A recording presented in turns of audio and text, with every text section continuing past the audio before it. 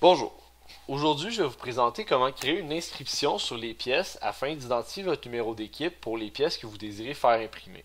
Donc pour ce faire, j'ai sélectionné une pièce en ABS, qui est un matériel que vous pouvez utiliser lors de l'impression, et je vais y ajouter le numéro d'équipe.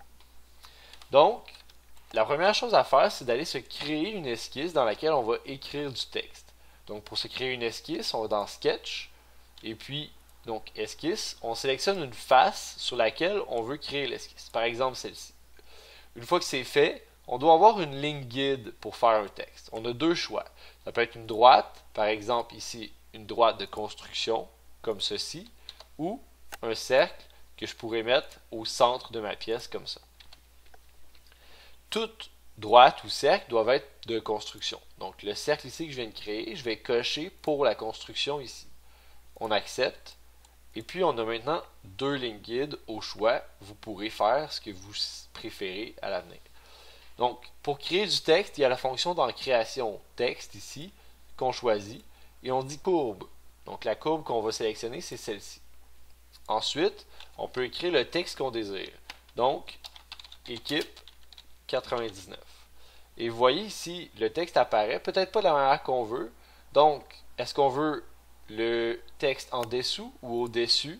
On le veut à gauche ou à droite. Vous voyez qu'il y a quand même une bonne différence. Et puis, on remarque que le texte est finalement trop large pour la longueur de la droite. Donc, qu'est-ce que je peux faire? Je vais utiliser dans Use Document Font ou choisir la police du document. Je vais la désactiver pour, ici, indiquer 80% de la largeur. Et puis, vous voyez que le texte, maintenant, rentre bien sur la ligne que j'ai définie. On aurait pu aussi sélectionner, au lieu d'une ligne, le cercle, comme je vous disais, par exemple celui-ci, et vous voyez que je suis inscrit à l'intérieur du cercle. Là, je pourrais inverser ça. Je vais le mettre plutôt à l'extérieur, et encore une fois, la direction de lecture ne se fait pas très bien, donc je vais inverser la direction pour lire équipe 99. Une fois que c'est fait, j'accepte, et puis je peux maintenant quitter l'esquisse pour aller utiliser les fonctions de création ou d'enlèvement de matière. Donc finalement, on a deux choix. On peut soit ajouter de la matière à l'esquisse, ici, pour qu'il y ait un relief à mon numéro d'équipe. Par exemple, 1 mm, ici on a un relief qui est assez raisonnable. Ou on pourrait à l'opposé, aller enlever de la matière pour pas nuire au volume. C'est-à-dire si on a peut-être des pièces qui ont des chances d'accrocher dans le secteur, donc on voudrait pas que ça interfère, alors on fait un enlèvement de matière pour faire ça à l'intérieur.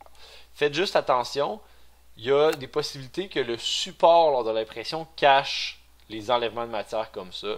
Donc soyez juste avisés, ça pourrait faire disparaître les pièces. Donc c'est tout pour aujourd'hui.